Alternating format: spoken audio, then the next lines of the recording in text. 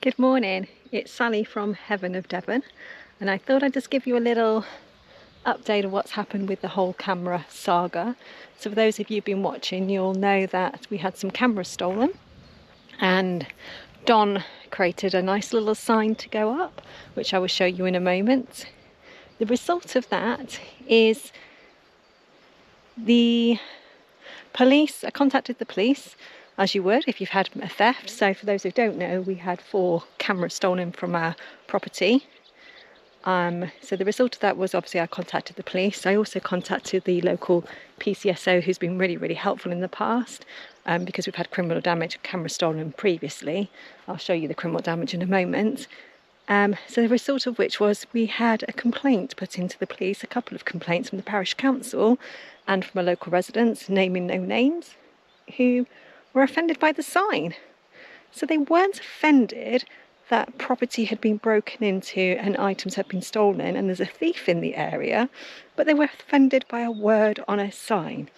Now, if it was me and I actually lived here, I think my biggest concern was, someone's had a car seriously damaged, criminal damage. They've had property stolen on a couple of occasions, and that there's some not nice people wandering around in the local vicinity.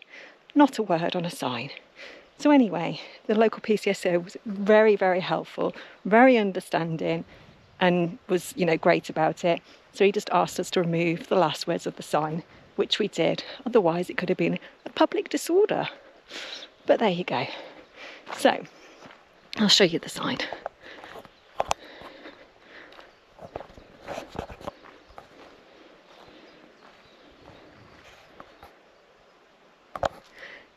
Yeah, so you can guess the last word. It's been covered up. You can still kind of see it. It's made the point anyway. So what I've done is I've put another dummy camera up, and I've also had to purchase a 4G camera, so that's live streaming all the time. It's a bit of a pain to have to do that, but that's a day and age that we're living in. So we've got a 4G camera where I don't have the internet. I've now got internet down by the stable blocks and the barn, so I've got one Wi-Fi camera at the moment, and I'll be connecting up another Wi-Fi camera on the turret, aka the toilet, which I don't know if you can see, which John is working on at the moment. So the idea is we'll have one on the corner there, so anybody like walking into the field or driving in will be captured on that one. So I'll just show you. I'm just going to walk back. We've got a gateway here which comes off the bridle path, which serves those 2 properties, and some more fields up the top. Then we can drive down through to the stables, the barns that you can see there, and then on the other side of there's a gateway that goes out to the main road. So I've got a Wi-Fi camera which looks in the courtyard by the stable. It doesn't cover like anybody driving past, because you want it to trigger all the time, but anyone coming in from the gate, it covers that. And then the other camera we're going to be put where those ladders kind of are, around there, so that will cover anyone driving down or coming through that way, hopefully. And I'll get some more outback cameras and I'll hide them around the place as well. Now, while we're up here, might as well show you what happened to the Honda a while ago. So this comes out onto the bridle path. Just show you. There's a bridle path that runs down to the main road, going through the village, and then it goes all the way up to another road which takes you onto the Tinmouth Maiden Combe Road. It's a really lovely, beautiful coastal road, really scenic, lovely. And up here, where I'm walking up now, is my friend's garage. So he doesn't live here, he lives quite a way away, and I'll show you his garage. So this is his lovely little garage in here. We've got a little camera, a 4G camera up here for him as well, which I've put up, so anybody breaks into his garage or anything like that, it's all caught on live stream. So what we did, because he doesn't live here around this area anymore, we've put a car in front of his garage just to save it being, anyone trying to ram the garage doors or anything like that, because you never know. So we've just put an old car here that we weren't using. It was a Honda CVR. The clutch had gone on it, but we managed to repair the clutch, so we had another car on the road at the time anyway. So we said, for now we'll just pop that up here on this driveway until we get an MOT on it. And then one day, a friend came to have a look at this car, and we discovered that it had all been smashed up. So under the tarpaulin. So this was I don't know, about October time last year. So I'll show you the damage, but what had happened is it got reported as an abandoned vehicle. Luckily, I know the abandoned vehicle officer, so she contacted me. I know her anyway, so it was quite handy. So we had a bit of a laugh and a joke about that because it was one of mine. So that was quite good. And then after that it'd been reported as an abandoned vehicle, we were just having a chat with a friend. He came up to have a look at it. And that's when we realised it'd actually been criminally damaged. So more than likely it was damaged before it was reported as an abandoned vehicle, because that's what people kind of do. They don't like where a vehicle's parked. Out of spite, out of nastiness, they damage the vehicle, they smash a window, they puncture a tyre, do all sorts because people are just mean and horrible. Then they report it to the local council as an abandoned vehicle to try and get it shifted, not actually realising it's not abandoned. If somebody owns a vehicle, it's not an abandoned vehicle, and the council can't do anything. So council are aware, police are aware, police are happy that I'm leaving it here, my friend's happy that I'm leaving it here to protect his garage. What a saga. So I don't know if I can show you, to see if I can lift it up.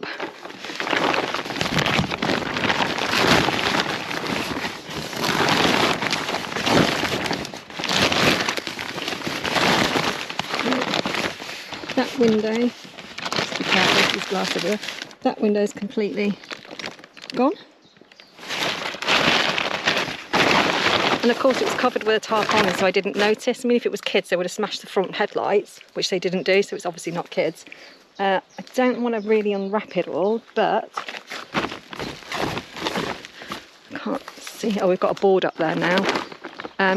This back window, I might have to get Don to come up and help me unwrap it. This back window here has all been smashed, completely and utterly gone. I think that one was okay. I think the two passengers are okay, and the side passenger is okay.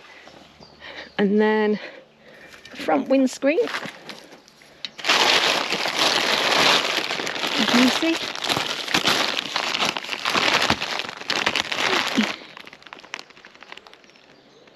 Someone's clearly hit that with a hammer. So unfortunately the police are aware of it. They put it down as a serious crime, but without any evidence, nothing much they can do about it. But they're aware, and they're keeping an eye on the place for me. And they're actually, you know, for all the bad press the police get, I have to say the police in this local area, especially the PCSO, have been fantastic, been really supportive, really helpful, really understanding. You know, with the word on the sign, he was very much like, yeah, you shouldn't put that word up. It could be classed as a public disorder, but you know what? I understand. So he just asked us to take the word down, which we did. So yeah, so the little Honda, bless it. So yeah, if it was kids, they would have smashed the headlights. So it definitely wasn't kids, it was just some vindictive people. But yeah, so what we might do eventually with that, I think it's got a tow bar on it, bring it into the field. I've got an independent topper, grass topper. So what I could do, use it because the engine's fine, clutch is all fixed now, brakes are all good on it, is I could bring it into the field, kind of like maybe, because it's open top anyway, as it were, I can't really cut the roof off because of the back door, because it's one of those back doors that opens outwards. Just use it to drive the independent topper around. That's a little update on the stolen camera saga. We also had probably the same people that reported the offensive word, and to be honest, probably the same people who stole the cameras in the first place, had a little complaint to say that we'd had parked a couple of vans on the field. You know, people for you. So they didn't like the vans being stored here. One I was actually going to sell anyway, which I have now sold, so a camper van, an Iveco camper van, now sold it. That was the plan all along. It just took me a little longer than it would have done to advertise it. You know, busy girl.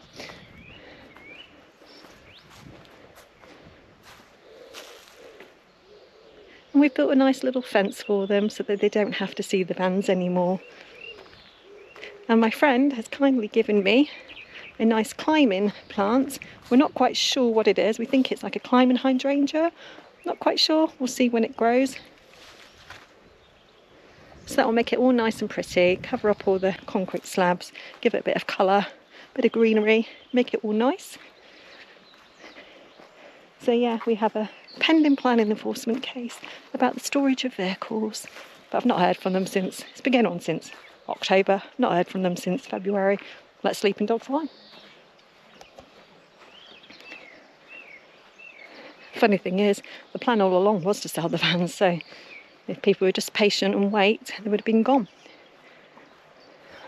But while we're having a little tour, give you a bit of an update what's happening with the project.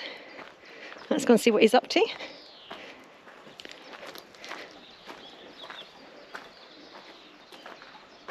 Turrets all being rendered, so I'm going to try and get some painting done at some point today if I can. Don is doing something on the corner there, making a bit of an edging for the corner. Bit of a mess. Bit of a mess. Bit of a mess, he says. But it's got to be waterproof, you see. Yeah. So just where the... Yeah, I'll flash you over. Oh, there you go. Perfect. When it's put in properly, when it's fixed, 4 screws, 5 screws, and the driving rain, that's your problem here. And of course you don't want to be on the loo having a shower. Jesus. So yeah, so it's amazing. So I think I'm funny. The toilet room is all been rendered on the outside. It's fantastic.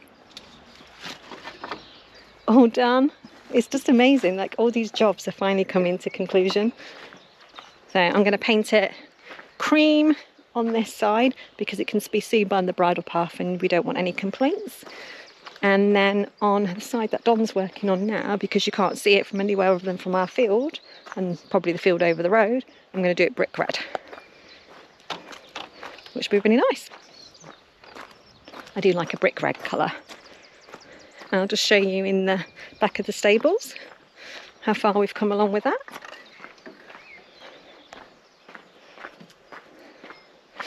I'll give another little video, I'll put a little update of what we've done as well. But while I'm here, I might as well show you. Okay. Ta-da! All painted.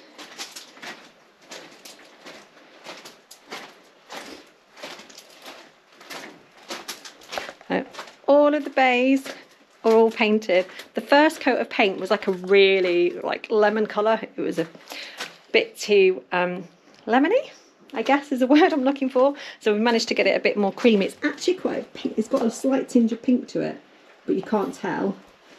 Now all the bays are done. Gravel's put back. We've just got to pat the gravel down again, rake it back, move a few things around, and then I can start bringing things over. We've got a lot of furniture to bring over, which I'll actually do a little video of that and show you what we're going to bring over. Yeah, there's a lot. So I've measured everything so I can work out where everything's going to go. So it's all going to be stuff that's for sale. It's not stuff that we're going to keep. So anything that comes in this room, other than the one thing, which is my wooden bench chair, that won't be for sale. But everything else that will be in here will be for sale. So my phone's ringing. Better go and have a look who that is. Thank you for watching and really appreciate all those who've commented, and I'll see you next time. I just wanted to say a big thank you for the person who suggested getting a drone. It's a really good idea. So we're looking to getting a drone probably the next few weeks, because I just need to research the best type of drone to get. I've only got an Android phone and I know some of them, and it's a bit of an old one, so I don't really want to have to update my phone to get the app to work on the newer apps. But I'll have a look. So if anyone's got any suggestions about a drone that can be used from an Android phone that's pretty basic and easy to use. Don't want cheap, but I don't want really expensive either, like a mid-range drone, so we can use that to fly around as the suggestion in the comments. That would be great. Thanks again. See you soon.